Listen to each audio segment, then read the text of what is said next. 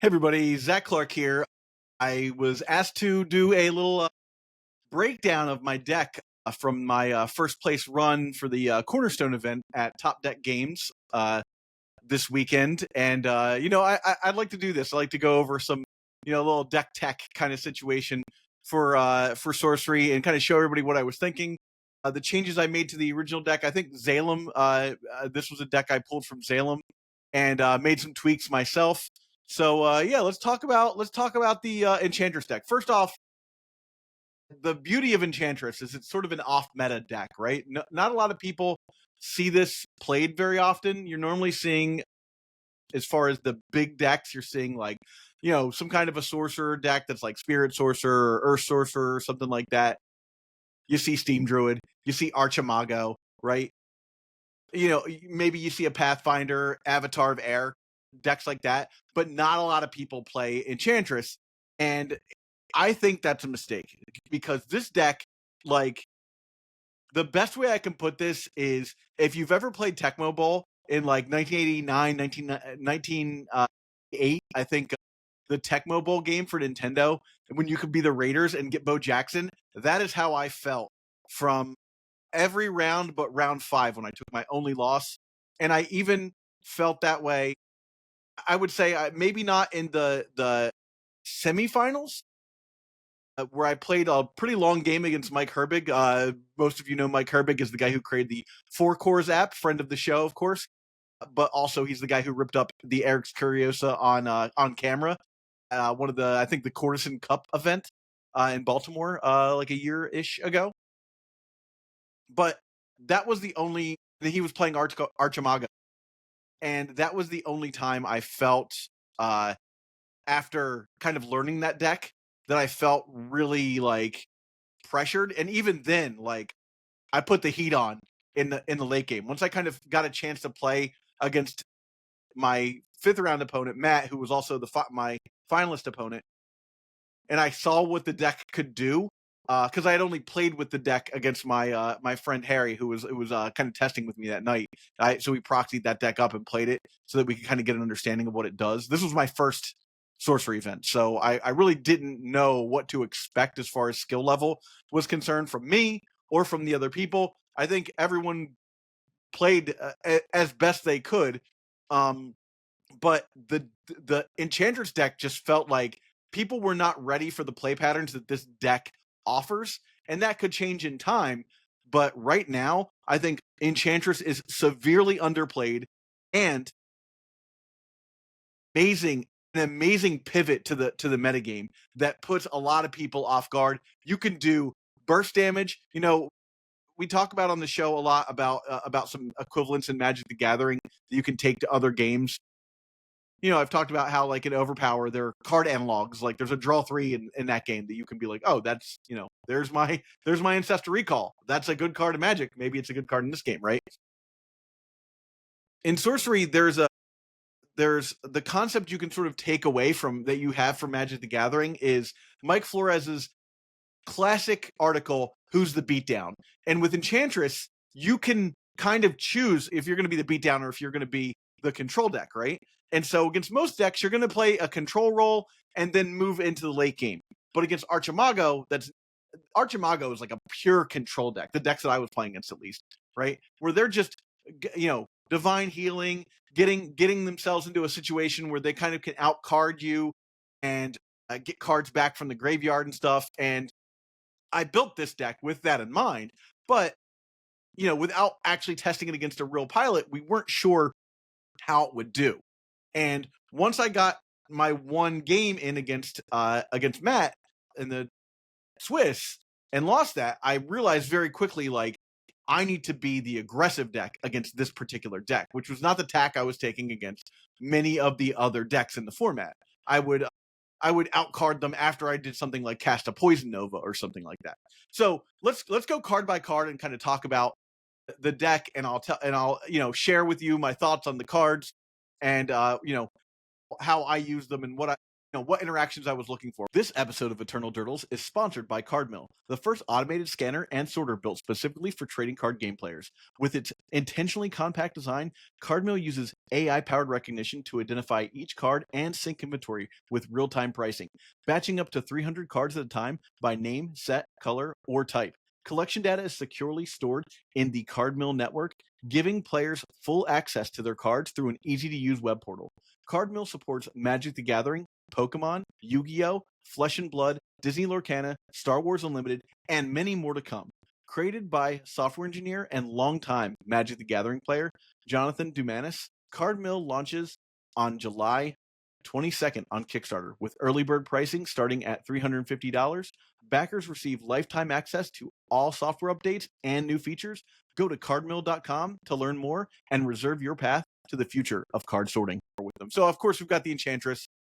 I opened a foil one in my first box, so I just made that my personality, and a good thing I did, because I think that gave me an inherent advantage, having played with this deck for like about a year now, to kind of like, an apotheosis that I took on of this deck, where I just became the Enchantress, right?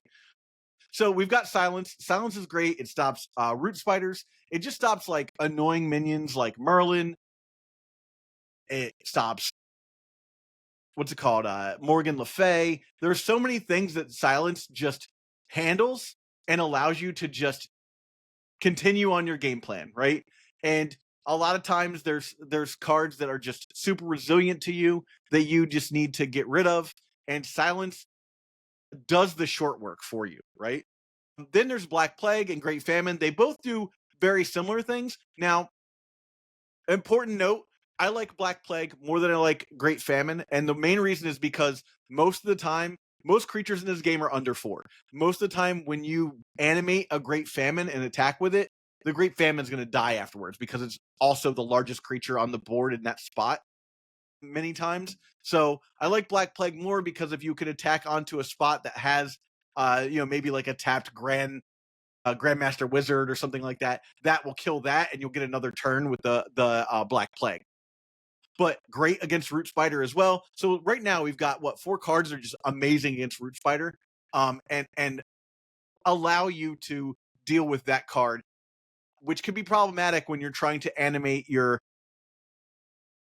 attack with your auras, because not only are your auras a creature the next turn when you're attacking with them, so they're already susceptible to creature removal and stuff like that. Well, they can't attack if you animate them and there's a root spider on that spot, right? So you need to find ways to get rid of root spiders if somebody surrounds themselves with root spiders and stuff like that, which these were great for that. They were useful all day long. Then you've got Thunderstorm and Wildfire.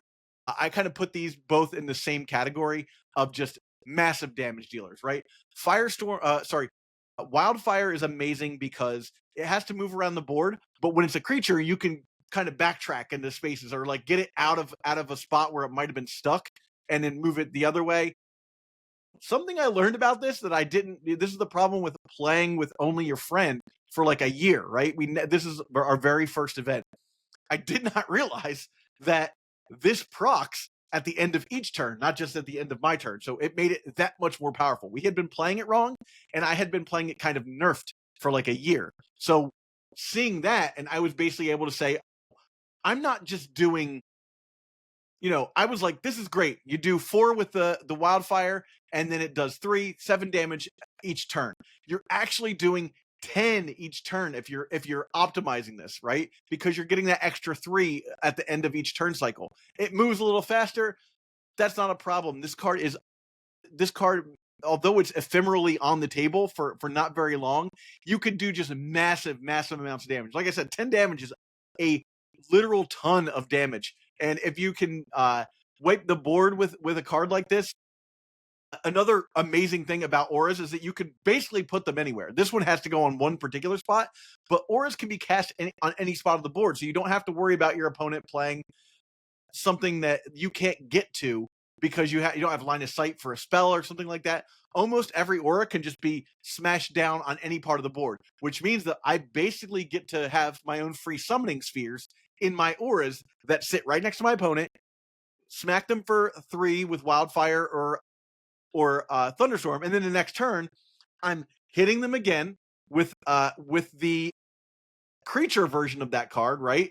Boom, I've moved it back into that zone, and then I'm doing another 3 on top of that. It's just a massive amount of damage, and something that really messes up a lot of people's math, especially that haven't played against the Enchantress deck before.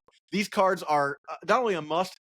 I'm very excited to see what Gothic puts together for these decks, because for this deck, because I want just like 1 or 2 more really powerful uh, auras. And right now we have a great spread of very powerful auras. Then we have Abundance. Abundance is elite, and it basically says pay 5 mana, make 4 extra mana for the rest of the game. And if you can play this and your opponent doesn't have a way to disenchant it or dispel it or kill it, which could happen, you basically don't need to draw sites anymore. This is a massive amount of card advantage if you don't have to play sites, right?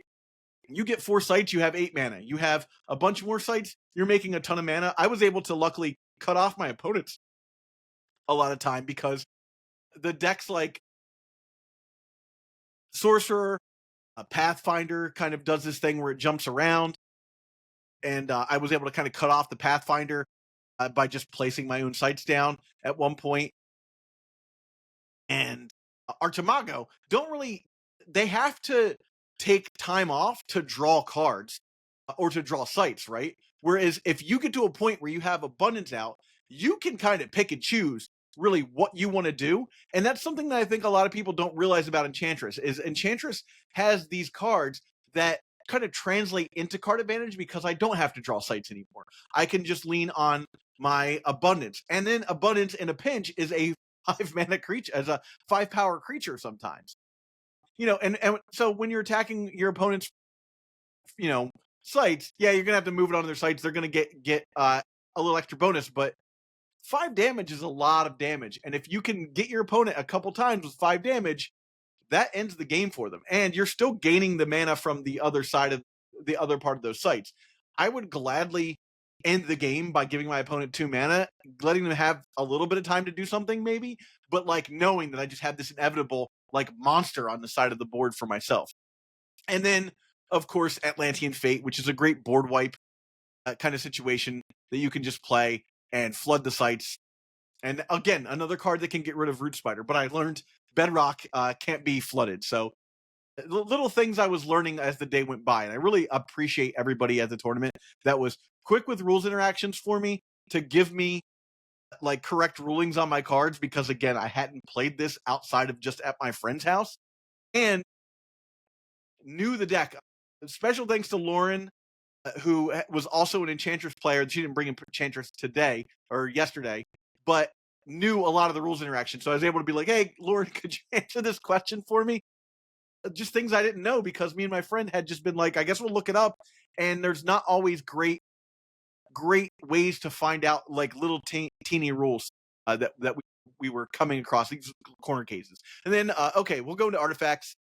We've got the 3 cores and a Philosopher's Stone, a Ring of Morgan, because why not, right? And then a couple Angel's Eggs, because you want that staying power as well, right? So, this is a classic 7 for me. I'm almost always playing the 7.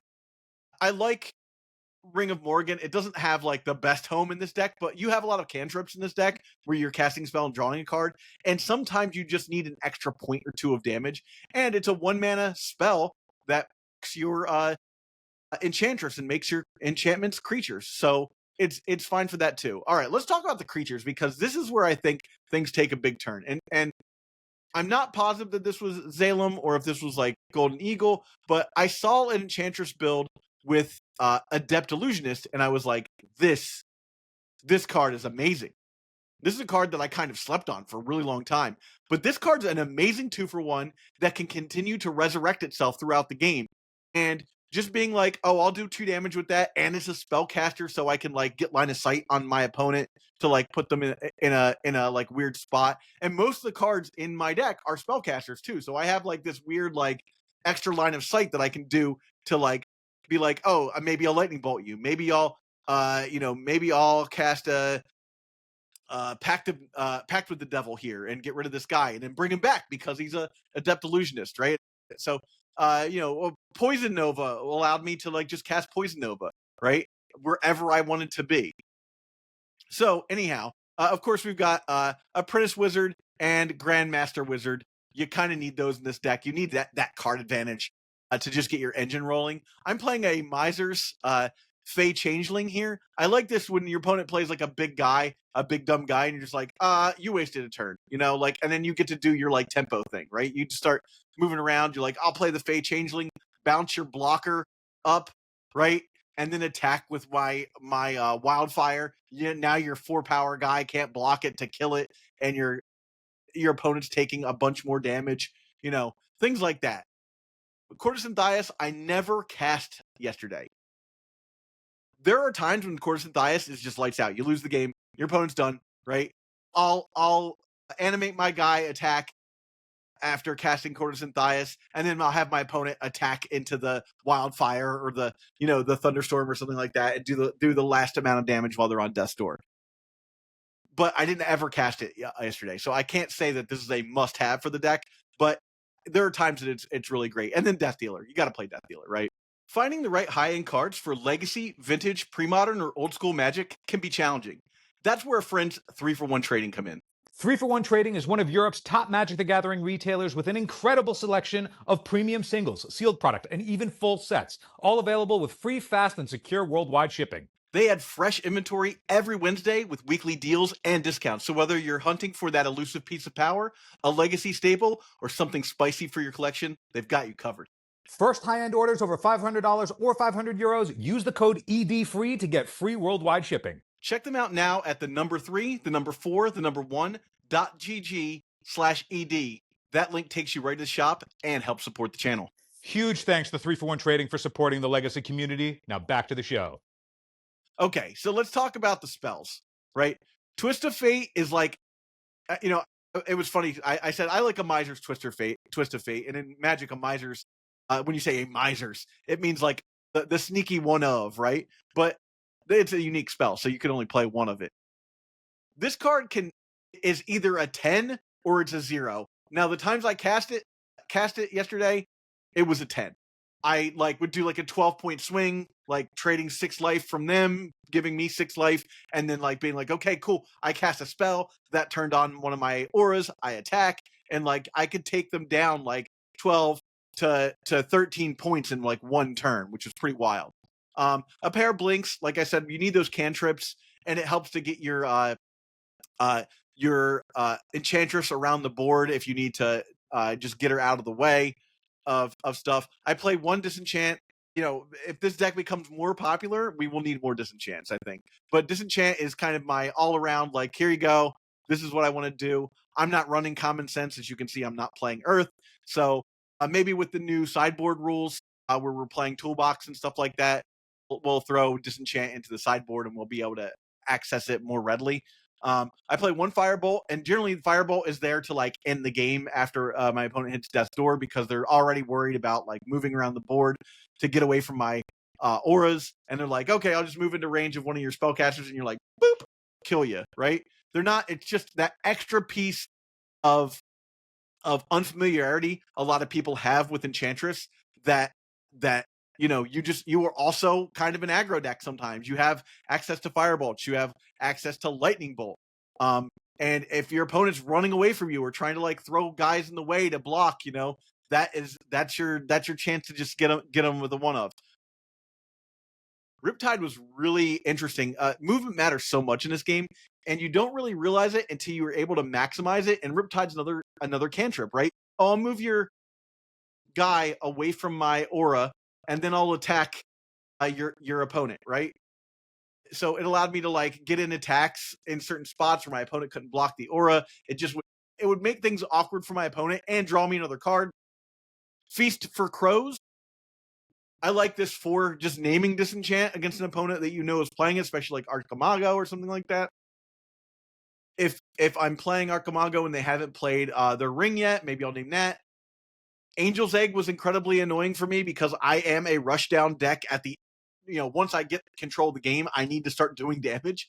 And I can do a lot of damage, but it's annoying to have to kind of keep climbing back and climbing back and climbing back. I think one of the games against Mike Herbig, I did like 15 or 16 points, and it took him from like 20 to 4, and then I got him to 1 with oh no, I did like 17 points because I took him from 20 to 3 and shot him with the what's it called, the ring. So I like did 16 points of damage, shot him with the ring, 17, and then my wildfire finished it, put him on death's door. So I took him from 20 to 0 like in one turn at the end of the game to kind of like just solidify it. But all that life gain was tough. So if I can find a way to stop my opponent from gaining life, that's the biggest hurdle for this deck. Is like your creatures, as it were, your auras are ephemeral. They will leave the board at some point, especially if your opponent is playing removal.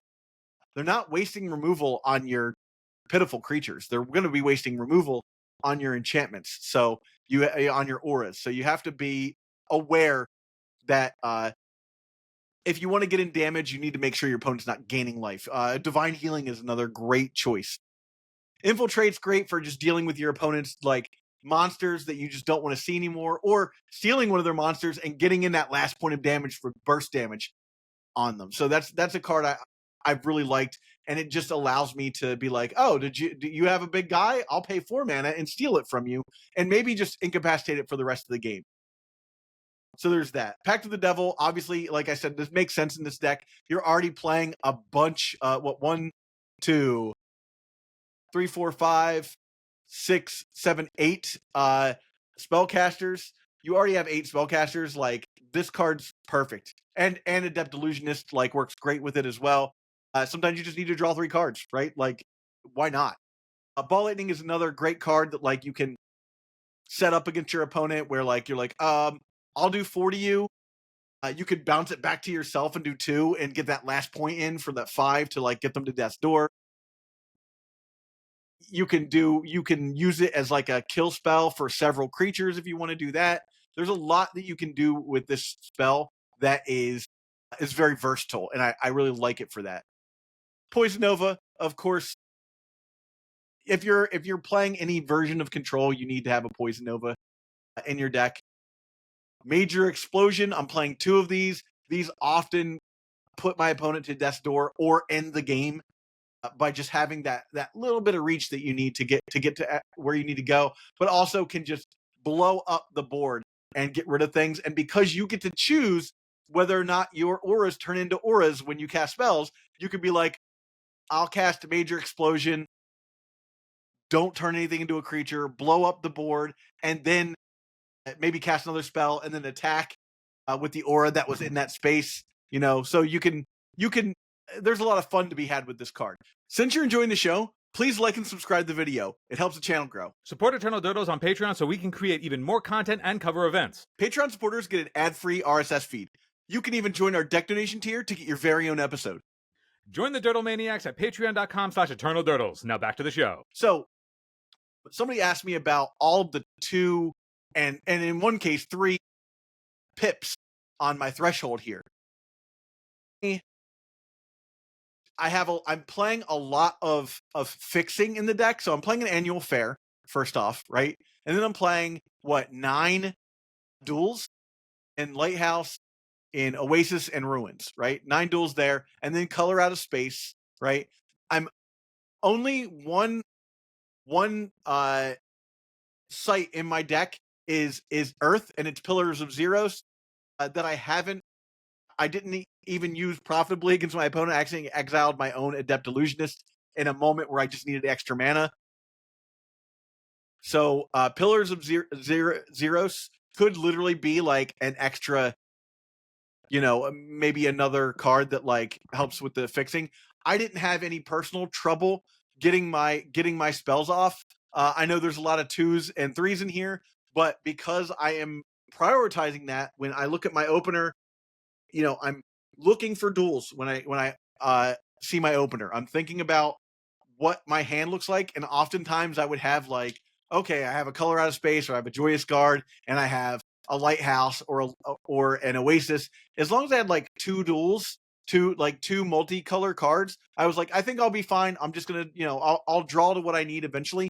Mainly, the big things are like you want 2 air, and you want to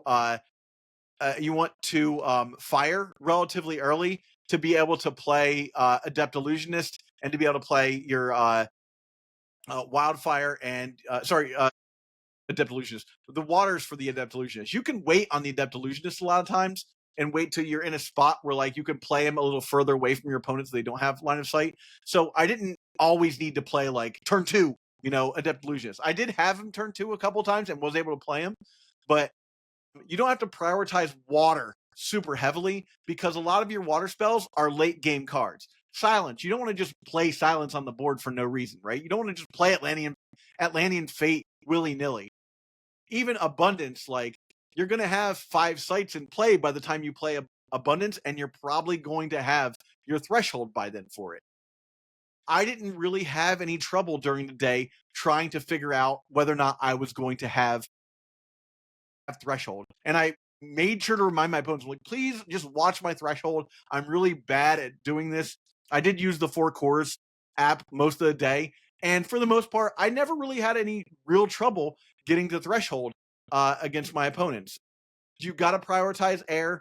You've got to prioritize fire. But after that, like, even your early spells, like Poison Nova, I feel like should be 2, but it's only 1. Infiltrate is only 1. Pact of the Devils 2, but again, you're not casting that until later in the game. Major Explosion later in the game. I looked at my curve in my threshold and in my mana and what I would want to be doing at certain parts of the game, and I just tried my level best to make it so that my sites were useful all throughout the game, and that they would give me that stretch that I need. I'm playing Joyous Guard. I'm playing a color out of space. Yeah, you can get ruined by an earthquake, but by the time your opponent is doing earthquake shenanigans against you, you probably don't care. You probably have out an abundance, and they're only really messing up like 2 sites, 1 site maybe.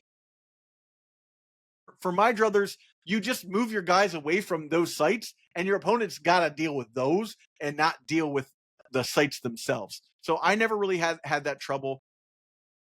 The Troll Bridge was actually very useful with the Riptide. I actually was able to put one of my opponents in a situation where they lost one of their guys because they only had 1 card in their hand. They didn't want to get rid of it, so I Riptided him into my Troll Bridge, and they were like, okay, I guess I lose my guy. I think that's how that works. So that was pretty cool. We're rocking 2 Dark Towers, we're rocking 2 Gothic Towers, and we're rocking 2 Lone Towers to get that ramp. A lot of times hitting 6 to get the Grand Wizard, hitting 7 for the Death Dealer, and hitting 4 a turn early, right? Hitting 4 a turn early for Thunder Storm or Wildfire was very useful. It felt busted when I was like, oh, okay, I'm just gonna like put this on you and have my opponent just sit there and like start just taking damage. And then I untap next turn with 4 mana, and I'm like, okay, I'll play an Apprentice Wizard. And you're just off to the races against a lot of opponents. So I felt like if I could use those towers to ramp, I didn't want to play like 3 of, right? But like the 2 of felt right. Now, the one major change I made to this deck that I think a lot of other people were playing like Free City or something like that, I maximized on Funeral Pyre. I wanted some main deck graveyard hate against both Death Speaker, which I didn't see any of yesterday, and against Archimago. And I was able to use it pretty profitably against the Archimago decks that I played. I think against Mike Herbig, I got rid of 3 of his common sense. So it was just, there's no reason to not be playing this in a deck that has fire, and it's the extra utility was awesome. So with that said, like I said, I went 7-1 in this tournament, and I just felt like unstoppable. Either because my opponents didn't know what I was up to, or because the deck just has this burst mode where it just goes way over the top very fast. So If you like this, if you thought this was a cool breakdown, let me know. I might do this with some more decks. Talk about other decks that I'm seeing get played. Give you that in-depth, my point of view about how these decks work. But hopefully this was useful to you. Thank you for asking about this. This is really fun to kind of get in there and like just get in my head about the deck that I played. First place for the CornerStone event. So yeah, I'm excited. I've got the bug now. Thanks for watching. Hey, if you enjoyed this episode, hit the subscribe button. You can also support us on patreon.com/eternaldurdles, which now offers the new deck donation tier. During July, the deck donation patrons will get a 2-for-1 special where both Phil and I will run your deck through a league. I'll play literally whatever you want. So brew your spiciest or stock us up with a stock list. I'll literally play whatever you want. Thanks for watching.